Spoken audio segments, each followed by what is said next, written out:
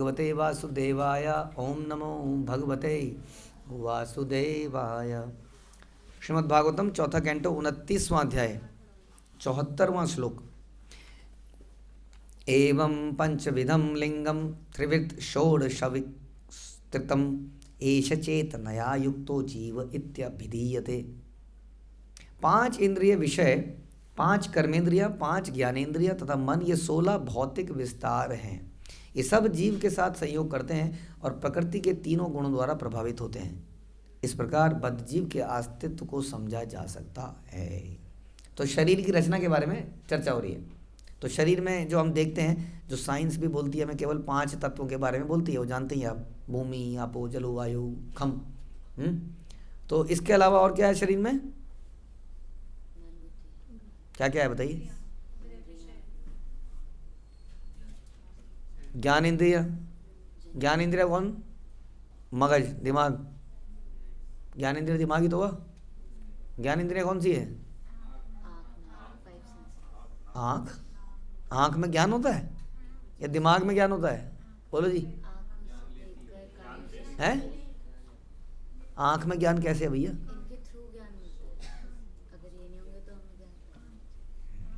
देखते रहो बस। हाँ जी।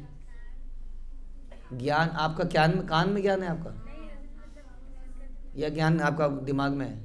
बोलिए जी। तो कान में ज्ञान है? मना कर रहे हैं ना? नहीं है ना? कान से सुन के दिमाग में जाता है, तो दिमाग ही तो हुआ फिर। सोर्स तो कान हुआ। अच्छा, ओके। इन्फॉर्मेशन को एक गैदर करती हैं ये इंद्रियां। आँख भी इन्फॉर्मेशन लेती है ना? क्या इन्फॉर्मेशन लेती है आँख? देखते हैं ना बाहर कितना कोहरा हो रहा है, कितनी धूप हो रही है, कौन दिखता है? आँखें तो देखती है। कोई ऑब्जेक्ट आपसे कितना दूर है, आप गाड़ी चलाते हो, उसको ठोक तो नहीं दोगे, है ना? तो आँख लेती है। ऐसे कान सुनता है। तो ये सारी जो है आँख, नाक सूंघती है, मुंह, जिह्वा, त्वचा, ये क्या है सब? ये इन्फॉर्मेशन को सोर्स करती है, लेती है, मतलब ग्रहण करती है। फिर आपका ब्रेन उसको प्रोसेस करता है, राइट? तो इनको ज्ञान इंद्रियां कहते हैं इसलिए। और कर्म इंद्रियां क्या है? आपका हाथ इन्फॉर्मेशन ले सकता है। आप कहोगे हाँ प्रभु जी ऐसे ऐसे, तो क्या हुआ है? ले लिया ना इन्फॉर्मेशन, पता चला ना आगे कुछ है, तो फिर ज्ञान इंद्रिय हो गया हाथ में। वैसे पैर कहीं टच करूंगा ऐसे, तो पैर ने टच कर दिया, आगे है, इन्फॉर्मेशन आ गई, आगे एक ऑब्जेक्ट है। वो स्किन लेती है आपकी, त्वचा। वो टच है एक्चुअली में, हाथ नहीं है वो त्वचा की वजह से आपको पता चल रहा है। हाँ, त्वचा ही उसको एहसास कर पा रही है। समझ में आया? तो इसलिए ज्ञान इंद्रिय तो यही है, ये कर्म इंद्रिय कहलाती हैं। ज्ञान इंद्रिय कुछ इन्फॉर्मेशन लेती है, जैसे कि मैंने आपकी तरफ, हाँ, ये ऐसे ये फेंक दिया, हाँ, तो आँख ने देखा, तो आप क्या करोगे? तुरंत हटोगे या ऐसे करोगे ना? तो कर्म इंद्रियां कार्य करती हैं बेस्ड ऑन ज्ञान इंद्रिय की। जो इन्फॉर्मेशन गई, उसने कुछ सिग्नल दिया, तो कर्म इंद्रिय काम करती है। समझ में आया? तो इसलिए हाथ, हाँ, पैर, और क्या है? जेनिटल्स और वाणी। तो ये काम करते हैं, सही है? तो इस प्रकार से 5 ज्ञानेंद्रियां हैं और 5 कर्मेंद्रियां हैं। ओके। अब अक्सर आप सुनेंगे जो ज्ञानेंद्रियां हैं, हर इंद्रिय का एक विषय है। आँखों का क्या? आँखें क्या करती हैं? दृश्य देखती हैं, है ना? नाक क्या करता है? सूंघता है। तो ये जो देखना, सूंघना, ये जो शब्द है सुनना, और क्या रहा? जो स्पर्श है, हाँ, टच है, और जो स्वाद है, हाँ, तो ये इनको क्या कहते हैं हम? ज्ञान इंद्रिय? नहीं, ज्ञान इंद्रिय नहीं कहते। ज्ञान इंद्रिय आँख, देखना ज्ञान इंद्रिय नहीं है। कान ज्ञान इंद्रिय है, लेकिन सुनना क्या है? कान सुनता है, आँख देखती है, जीभ टेस्ट करती है, नाक स्मेल करती है, और त्वचा स्पर्श करती है। तो ये जो, इसको क्या कहते हैं हम? विषय, सेंसेस के ऑब्जेक्ट। ये कितने होते हैं? 5 या 6? 5 ही होंगे ना, तो 5 के 5। तो कितने हो गए टोटल अब तक? 5, 5 और 5, ये कह रहे हैं इसमें। तो इस प्रकार बताया ये 5 इंद्रिय विषय, 5 कर्मेंद्रिय, 5 ज्ञान इंद्रिय, और 16वां क्या बताया? मन। तो ये 16 भौतिक विस्तार है, ये सब भौतिक विस्तार है, ये सब जीवों के साथ संयोग करते हैं। अब क्या होता है इसमें, ये कह रहे हैं ये सारे प्रकृति के 3 गुणों द्वारा प्रभावित हो जाते हैं, सारे के सारे। हाँ, तो सतोगुण, तमोगुण, रजोगुण इनको प्रभावित करता है। जब तमोगुण का माहौल होगा, जैसे आप कोई गंदी पिक्चर देखते हैं, यूट्यूब देखते हैं, गंदी मूवी देखते हैं, तो आंखों ने देखी, उससे है ना तमोगुण आया, वो तमोगुण ने आपको प्रभावित किया, गंदे विचार पैदा हुए, प्रभावित हो गई। और वहीं कोई डीटीज के दर्शन किए, आरती के दर्शन किए, तो क्या हुआ? तो ही प्रभावित हो गई, तो प्रभावित हो जाती हैं इस प्रकार से। तो हमें बड़ा केयरफुल रहना, इसलिए बताया सतोगुणी। अब ये जीव है, प्रभावित हो गई, तीखा खाया, हाँ तो प्रभावित हो जाता है, फिर खा के विचार बदल जाते हैं। इसलिए लहसुन प्याज ये सब क्यों नहीं खाना है? क्योंकि ये इंद्रिय है, ये स्वाद की इंद्रिय जब इसको चखेगी तो उससे प्रभाव पड़ेगा, सतोगुण, तमोगुण या रजोगुण, हमें प्रभाव पड़ता है। इसलिए हम कोशिश क्या करते हैं, तमोगुणी वस्तुओं से दूर रहें, चाहे वो खाने से रिलेटेड हो, चाहे वो देखने से रिलेटेड हो, चाहे सुनने से रिलेटेड हो, चाहे नाक से रिलेटेड हो, सूंघने से, चाहे वो स्पर्श से रिलेटेड हो। समझ लिए बात को, कि सारी इंद्रियां अपना अपना विषय को ढूंढ रही है, और जब ये उस विषय को प्राप्त करेगी, जैसे कान कुछ सुनना चाहता है, जब ये फिल्मी गाने सुनेगा तो ये दूसरे तरीके से प्रभावित होगा, जब भजन सुनेगा तो ये दूसरे तरीके से प्रभावित होगा। अब ये हमारे ऊपर है, प्रभावित तो होगा ही होगा। तो ये समझने की बात है। कह रहे प्रकृति के 3 गुणों द्वारा प्रभावित हो जाता है। इस प्रकार बद्धजीव के अस्तित्व को समझा जा सकता है। और फिर क्या होता है, जब वो प्रभावित हो जाता है तो उसी के अकॉर्डिंगली वो इच्छा करता है। समझ में आया? जैसे आपके नाक ने गंध ली किसकी? समोसे की, तो प्रभावित हुआ, तो उसने क्या किया, मुझे समोसा खाना है, मेरा मन कर रहा है, प्रभावित हो गया। उसके बाद वो कुछ कार्य करेगा। और अभी पीछे हमने ये सुना कि जो हम इच्छा करते हैं उसी के अनुसार हम अपना शरीर का निर्माण कर रहे होते हैं। तो इच्छा के पीछे इसका मतलब क्या है? इच्छा को कौन प्रभावित कर रहा है? इंद्रियां कर रही हैं, मन कर रहा है, ज्ञान कर रहा है। 3 आंसर आए। कौन प्रभावित कर रहा है इन इंद्रियों को? और तीनों ही आंसर मेरे हिसाब से तो गलत हैं। इंद्रियों को 3 गुण प्रभावित कर रहे हैं, अभी तो बताया 3 गुण ही तो प्रभावित कर रहे हैं। ये आपकी चॉइस है कि आप कौन से गुण से प्रभावित होना चाहते हो। आप वैसे ही खाओगे, वैसा ही देखोगे, वैसे ही लोगों के साथ रहोगे, तो आपकी इच्छाएं भी वैसी हो जाएंगी। इच्छाएं हो जाएंगी तो कर्म भी वैसे हो जाएंगे, और मामला सारा सॉल्व हो जाएगा। समझ में आया? यानी कि जैसे भगवान भी गीता में कहते हैं कि अल्टीमेटली ये 3 गुण ही काम कर रहे हैं बस, और कोई नहीं, कुछ कोई काम नहीं कर रहा है संसार में। ये 3 गुण ही नचा रहे हैं, लेकिन हमारे पास चॉइस है कि हम किस गुण के साथ रहें। समझ में आ रहा है कि नहीं? इसलिए हम इतना चर्चा करते हैं कि आप हमें वैष्णवों के साथ रहना चाहिए फॉर एग्जाम्पल, या हमें इस तरह का लिटरेचर पढ़ना चाहिए। क्यों करना है? क्यों इतनी रुकावटें हैं? क्यों इतना रेस्ट्रिक्शन लगा रखी है? क्योंकि प्रभाव पड़ेगा। क्या दिक्कत है? खाना ही तो है दम आलू ही तो खा रहा हूँ, कौन सा चिकन बिरयानी खा रहा हूँ, क्या प्रॉब्लम है उसमें? हाँ, प्रॉब्लम है उसमें? कोई सब्जी तो खा रहे हैं, सब्जी भी ना खाएं? क्या है प्याज? क्या है? व्हाट इज़ प्याज? सब्जी तो है। हाँ, कोई मीट है प्याज? बताइए, प्याज मीट है? नहीं है। तो फिर है ना, तो समझने का विषय है कि 3 गुण हमें प्रभावित करते हैं, और प्याज अलग तरीके से प्रभावित करेगा, और कोई दूसरी चीज़ अलग तरीके से प्रभावित करेगी, और तीसरी चीज़ अलग तरीके से। तो कैसा खाया जाए? शाकाहारी खाना भी इनफ नहीं है, शाकाहारी में भी कैसे भक्त द्वारा सतोगुण में बनाया जाए, भाव से बनाया जाए, बहुत सारे मैटर है। खाया किस माहौल के अंदर गया है, राइट? खाते खाते ऐसे खाते खाते जब पिक्चर चल रही है और कोई एक्शन मूवी चल रही है, तो सोचिए उसका भी अलग प्रभाव है। तो इन सब चीज़ों का हमारे पर प्रभाव पड़ता है, इसको हमें समझना पड़ेगा। भगवान गीता में कहते हैं कि इस बद्ध जगत में सारे जीव मेरे ही शाश्वत अंश हैं। हाँ, ममे भी अंश, जीव लोग के जीव भूत सनातन हैं तो मेरे ही, लेकिन ये इंद्रियां जो है ना, और उसके साथ जो मन है, इसके चक्कर में फंसे हुए हैं। समझ में आया?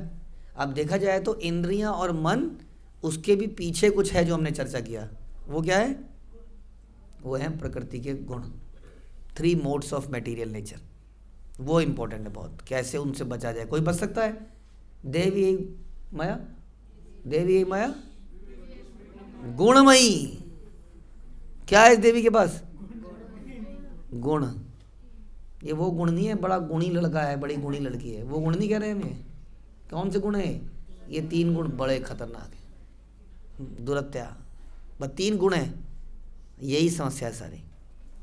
हम हेल्पलेसली, हमारा क्या हाल है, हम हेल्पलेसली इसके आगे कुछ नहीं कर सकते हम। पता है आपको, इतने बड़े बड़े लोगों से इतने बड़े बड़े कांड ऐसे हो जाते हैं, वो गुण करवा देते हैं उनसे। यही बता रहे थे। जीव तथा 16 तत्वों का समुच्चय मिलकर जीवभूत बनाते हैं, और इस प्रकार सूक्ष्म तथा स्थूल शरीर विकास करते हैं। ये सब बताया। अनेन पुरुषो देहानुपादत्ते विमुच्यति, हर्षम शोकम भयम दुखम सुखम चानेन विन्दति। सूक्ष्म शरीर की क्रियाओं से जीवन स्थूल शरीरों को विकसित करता है और त्यागता है, ये हमने चर्चा करा।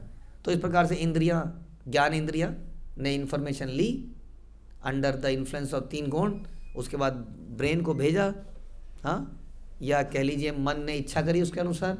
जब मन ने इच्छा करी तो मन ने ब्रेन को बोला जी इच्छा पूरी हो, तो उसने कर्मेंद्रियों को बोला इच्छा पूरी हो, हाथ चला पैर चला, और इस प्रकार से कुछ कर्म किए। जब कर्म किए तो उनका फल आया, जो कि हमने सुना था, बीज कूट वगैरह इत्यादि प्रारब्ध हुए। कर्मों का फल हमारे सामने आया। कर्मों का फल हमारे सामने आता है शरीर के रूप में, एक नया शरीर मरने के बाद हमें प्राप्त हुआ। समझ में आया? जैसे कि आपने बहुत मेहनत करी, बहुत मेहनत करी, बहुत मेहनत करी, खूब पैसा कमाया, तो आपने एक बढ़िया सी चमचमाती हुई लेदर की जैकेट पहनी जो कि 50,000 रुपये की थी, हाँ, और आप ज़्यादा मेहनत नहीं कर पाए, थोड़ा बहुत ही काम किया, तो आपको सस्ती सी पुरानी 500 रुपये की जैकेट में काम चलाना पड़ा, है कि नहीं? ऐसा होता है? हाँ या ना तो बोलो, होता है ऐसा? जो ज़्यादा पैसा कमा लेता है वो ज़्यादा महंगा पहन सकता है कि नहीं? उसी तरह से जिस तरह से हमने ज़्यादा कमाया कर्मों के अनुसार, तो अगला शरीर यानी कि अगला कोट या जैकेट वैसी ही मिलेगी, नहीं तो अगली जैकेट या शरीर फटीचर मिलेगा। बात यह है। लेकिन क्वेश्चन ये है कि चाहे फटीचर मिले, चाहे वो बढ़िया सी कुछ चीज़ मिले, हाँ, उसका भी अंत हो जाएगा, राइट? बड़े बड़े अमीर करोड़पति भी मर जाएंगे और गरीब भी मर जाएंगे, तो उसका भी, इसका मतलब कोई फ़ायदा नहीं हुआ, हाँ। इसलिए असली बात क्या है, जो हम भगवान गीता में कहते हैं, यज्ञर्थात कर्मणा, कि हमें कर्म जो करने चाहिए वो भगवान की प्रसन्नता के लिए करने चाहिए, नहीं तो वो कर्म का फल बनाता है, अच्छी जैकेट या घटिया जैकेट बनाता है। हमें जैकेट चाहिए ही नहीं जी, हमारी जो आत्मा है उसको ठंड लगती नहीं है। 2 डिग्री में कितना बढ़िया बात है, 2 डिग्री टेम्परेचर और आत्मा आराम से चल रही है। नहीं, हम तो पूरे दिन कपड़े ही बदलते रह जाते हैं, अगले दिन कपड़े धोते रह जाते हैं। कितने कपड़े धुलते हैं? आधा काम तो ज़िंदगी में कपड़ा पहनना, कपड़ा धोना, खाना खाना और निकालना, यही है। और सोचिए आत्मा के ये कोई भी कार्य नहीं है। अब बताइए जीवन में कितना टाइम होगा आत्मा के पास, सोचो ज़रा, हैं? ये सारे काम अगर हटा दिए जाए हमारे जीवन से तो कितना टाइम है हमारे पास? अब खाने के बाद जो अजीब सा हो जाता है, थोड़ी देर तक काम ही नहीं होता, उसके बाद सारा प्रॉब्लम यही है। और आत्मा का कोई भी काम नहीं है। तो कहेगी आत्मा, क्या कह रही है जी, ना तो मुझे अच्छी जैकेट चाहिए, ना मुझे बेकार जैकेट चाहिए। मुझे जैकेट नहीं चाहिए, मुझे छोड़ो, मेरा पीछा छोड़ो। उसके लिए क्या करना पड़ेगा? क्या बताया अभी अभी? Slow processing. क्या बताया अभी अभी? यज्ञर्थात कर्मणा बताया कि भगवान के लिए काम करना पड़ेगा, हाँ, तो उसका रिएक्शन नहीं आएगा। समझ में आ रही है कि नहीं आ रही है? देखिए फिर से सुनिए। 3 गुण आपको प्रभावित करते हैं, आपकी इंद्रियों को। इंद्रियां प्रभावित हो जाती हैं, वो इन्फॉर्मेशन को भेजती हैं, बड़ी अच्छी आइसक्रीम आई है मार्केट में या समथिंग, तो मन इच्छा करता है, इच्छा करके वो ब्रेन को बोलता है, और ब्रेन सिग्नल, फिजिकली सिग्नल देता है हाथ पैर कर्मेंद्रियों को, कर्मेंद्रिय करने लगता है। जब हम कर देते हैं तो क्या होता है, उसका एक प्रतिफल खड़ा हो जाता है। वो पहले बीज रूप में होता है, कूट रूप में होता है, फिर फल रूप में आ जाता है, प्रारब्ध रूप में आ जाता है, और फिर हमें मिलता है। इसको, इस साइकिल को, और वो मिलता क्या? मिलने के लिए, मिलने का मतलब है शरीर का प्राप्त होना। और इस सारे साइकिल को यदि हटाना है तो क्या करना पड़ेगा? जो भी कार्य करे उसको भगवान के लिए। अगर मन ने कोई इच्छा भी करी, नहीं तो ये अच्छी बात है, आइसक्रीम आई है, मैं भगवान को खिलाऊंगा, अच्छी बात है, हाँ अच्छी बात है, ये आया है तो मैं भगवान के लिए करूँगा, ये भी भगवान के लिए बड़ा अच्छा रहेगा, ये भगवान के लिए बड़ा अच्छा रहेगा, राइट? तो इस तरीके से क्या होगा? इस तरीके से जो भी कर्म करेगा उसका फल नहीं मिलेगा, और वो अच्छी बुरी जैकेट से परे चला जाएगा और आत्मा मुक्त हो जाएगी। हाँ, हम लोग यहाँ नीचे जैकेटें बदल रहे होंगे ठंड में, और वो ऊपर से बाय बाय करके निकल जाएगी, मैं चली मैं चली।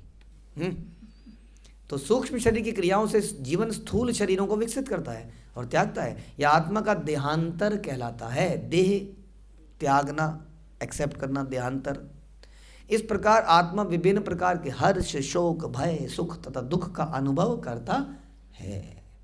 बड़ा अच्छा लगता है जब ये मुसीबत टलती है सर्दी की, लेकिन वो अच्छा केवल थोड़े दिन लगता है।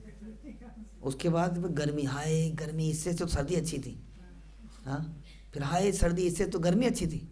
अरे चलो बरसात आ गई, क्लियर हो गया, AQI FAQI सब बढ़िया हो गया, साफ हो गया मौसम। हाँ, और बारिश दूसरे दिन भी नहीं टल रही है, तीसरे दिन उधर बाढ़ आ रही है, गली में चारों तरफ गंदगी आ गई, बीमारी फैल गई है, चूहे मर गए हैं, प्लेग फैल गया है, महामारी आ गई है, हैजा हो गया है, पता नहीं क्या भाड़ में गई है बरसात। छी, कब आसमान साफ होगा, कब सूर्य निकलेगा। फिर से वही, समझ में आया? हर्ष, शोक, भय, सुख, दुख निरंतर जब तक वो शरीर में है। फिर से आत्मा, अगर आत्मा बारिश में निकलेगी तो क्या होगा बताइए? वाह, बिना ओवरकोट के, बिना छतरी के, ना आत्मा भीगेगी नहीं। हाँ, और चलते चलते आत्मा भाग रही है तेजी से और पैर फिसल गया, गिर गई आत्मा, चोट नहीं लगेगी। खाई में गिर गई तो फिर बताइए, डॉक्टर की सारी प्रॉब्लम सॉल्व। समझ में आया? लेकिन प्रॉब्लम क्या है कि आत्मा के पास देह है और वो देह त्यागता रहता है। क्यों है उसके पास देह? जब तक उसके पास इच्छाएं हैं और उनके प्रति कुछ कर्म है और कर्म का फल है। इस व्याख्या से स्पष्टता समझा सकता है कि मूलतः जीव का स्वरूप भगवान के ही समान शुद्ध और आध्यात्मिक था, किंतु जब इस संसार में मन इंद्रिय तृप्ति की इच्छाओं से दूषित हो जाता है तो भौतिक अवस्था में चला जाता है और अपना भौतिक जीवन प्रारंभ करता है, जिसका अर्थ है कि एक शरीर से दूसरे शरीर में जाता रहता है, फंस जाता है इस प्रकार से। जैसे कि इंसान कई बार घर से निकलता है घर वालों के लिए, पैसा कमाने के लिए, लेकिन एक कंट्री से दूसरी कंट्री, एक जॉब से दूसरी जॉब, और बदलते बदलते बदलते घर वालों को टेलीग्राम या जो भी है पैसा भेजा जा रहा है, लेकिन अब वो घर नहीं आ रहा है। फिर वो लिखते हैं, चिट्ठी लिखते हैं, हाँ चिट्ठी आई है चिट्ठी आई, बड़े दिनों के बाद वतन की मिट्टी आई है। तो गया तो इसलिए ही था, लेकिन इच्छाओं के तुरंत बनता चला गया, बनता चला गया, एक कंट्री से दूसरी कंट्री, एक जॉब से दूसरी जॉब, और वहीं पर फंस गया। अब उसको वही प्रॉब्लम, उसी को सुलझाने में लगा है।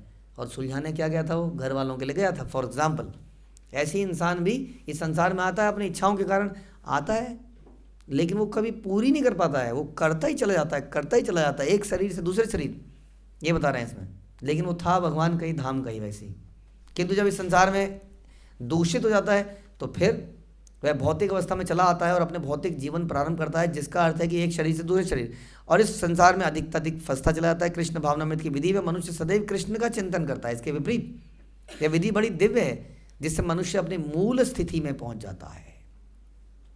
इसके लिए भगवान कहते हैं, इस मूल परिस्थिति में पहुंचने के लिए क्या करना चाहिए? सदैव मेरा चिंतन करो, मेरे भक्त बनो, मेरी पूजा करो, मुझे नमस्कार करो, और इस प्रकार मेरे पास आ जाओ। Very easy way. मनुष्य को सदैव भगवान की भक्ति करनी चाहिए, जैसा कि अर्चना मार्ग में बताया गया है कि मनुष्य क्या क्या करे? नाम संकीर्तन करे, श्रवण करे, मंदिर में श्री विग्रह की पूजा करे, गुरु और शिव विग्रह को निरंतर नमस्कार करे। ये विधियां उन लोगों के लिए है जो वास्तव में भौतिक बंधन से मुक्त होना चाहते हैं। आधुनिक मनोवैज्ञानिक मन की क्रियाओं यानी कि चिंतन, अनुभव और कामना का अध्ययन कर सकते हैं, किंतु वह गहराई तक नहीं जानते, क्योंकि वो मन को मानते ही नहीं, वो तो ब्रेन को जानते हैं बस।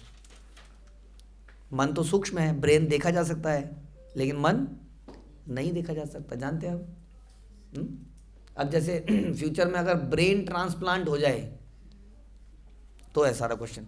आप अगर मैं आपसे ये पूछूं, अगर मैंने ब्रेन ट्रांसप्लांट कर दिया, माना जैसे हार्ट ट्रांसप्लांट हो गया, तो हार्ट ट्रांसप्लांट अगर हो जाए तो मैं बड़ा दयालु व्यक्ति था और मेरा दिल अगर किसी दूसरे को लगा दिया जाए तो वो दयालु बन जाएगा?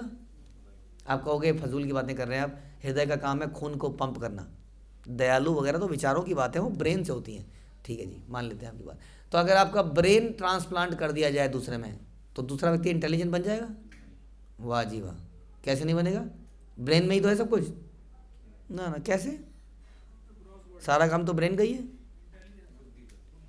बुद्धि तो ब्रेन से ही तो आई, बुद्धि तो बुद्धि सटल है, ब्रेन ग्रॉस है, ये समझना पड़ेगा आपको। इसी कारण से हम चर्चा कर रहे हैं कि कई बार व्यक्ति को पुनर्जन्म की बात याद आती है। पुनर्जन्म जब उसका व्यक्ति का होता है तो ब्रेन कौन सा होता है उसके पास? ब्रेन तो दूसरा होता है, वो ब्रेन तो जल गया, मर गया हो तो, ये दूसरा है। इस ब्रेन में वो स्मृति कैसे आ गई पुरानी वाली? हाँ, या हम जो पिछले कुछ दिनों में चर्चा कर रहे हैं कि मन में कई स्वप्न आते हैं पुराने पुराने, लेकिन ब्रेन तो बदल गया। तो इसका मतलब बुद्धि ब्रेन का विषय नहीं है, ये सूक्ष्म विषय है, जो कि ब्रेन से ऊपर। इसको साइंस वाले नहीं जानते हैं, वो ब्रेन को जानते हैं बस। तो भगवद गीता में कहा गया कि इस प्रकार ये ज्ञान कैसे लिया जाए, इस प्रकार शिष्य परंपरा द्वारा ये परम ज्ञान प्राप्त किया जाता है। यही इसकी विधि है कि गुरु शिष्य परंपरा में इस ज्ञान को लिया जाए। भगवद गीता 4.2। हाँ, लेकिन लोग इस विज्ञान से अनभिज्ञ हैं, वो जानते नहीं है कि नॉलेज लेने का तरीका भी नहीं उनको पता कि गुरु परंपरा किसको कहते हैं, गुरु परंपरा शरणागति किसको कहते हैं। वो आजकल लोग सोचते हैं कि नॉलेज ली जाती है रिसर्च से। हाँ, आपको what is that, ascending order में रिसर्च करनी होगी, ऊपर को जाइए, रिसर्च करते रहिए और आप ऊपर पहुंच जाएंगे। और शास्त्र कहते हैं कि नॉलेज डिसेंडिंग ऑर्डर में आती है, गुरु शिष्य को देता है, वो शिष्य को देता है, वो शिष्य को देता है। तो इस प्रकार से ये नॉलेज लेने के लिए ये इतनी जो अभी हमने चर्चा करा, ये मन क्या विषय है, ज्ञान इंद्रिया क्या है, ये हाँ बुद्धि क्या है, ये सटल बॉडी सूक्ष्म शरीर क्या है, ये ग्रॉस बॉडी क्या है, इसको आप रिसर्च से समझ ही नहीं सकते। अगर समझ पा रहे होते तो इतनी करोड़ों अरबों खरबों रुपया लग चुका है, आदमी रॉकेट बना के कहाँ पहुँच गया है, लेकिन उसको ये मालूम नहीं है कि मन बुद्धि अहंकार जैसी कोई चीज़ होती है शरीर के अंदर, किसी को नहीं दिखी आज तक। हाँ, ये उनको लगता है कि ये there is a brain and this heart and this brain, यही सोचने का काम कर रहा है। इसमें एक इमोशनल पार्ट है, इसमें एक लॉजिकल पार्ट है, इसकी खूब एनालिसिस कर दिया उन्होंने, ज़बरदस्त।